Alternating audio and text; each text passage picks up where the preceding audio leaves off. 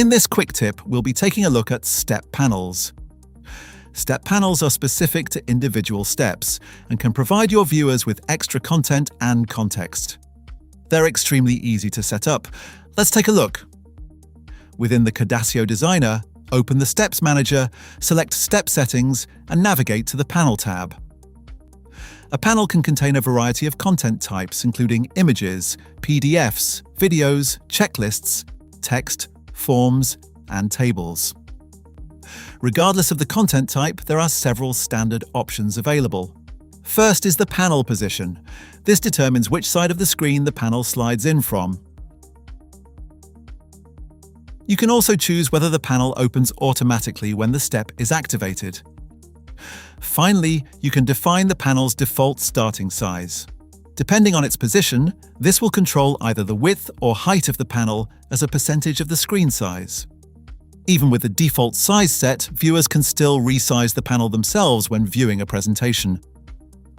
Each content type has its own specific settings. For images and PDFs, simply select the relevant asset from your library. For videos, enter a YouTube or Vimeo URL. With checklists, you can create a list of tasks and decide whether each item must be completed before the viewer can move on to the next step.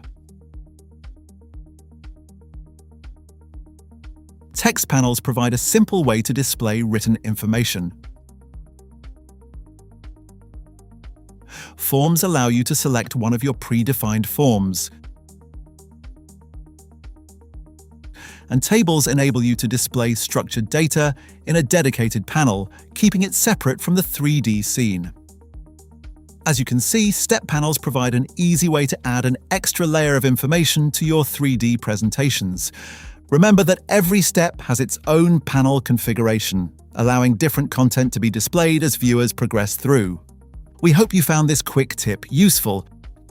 Don't forget to follow Cadasio on your favorite social channels for more tips, tricks, and tutorials.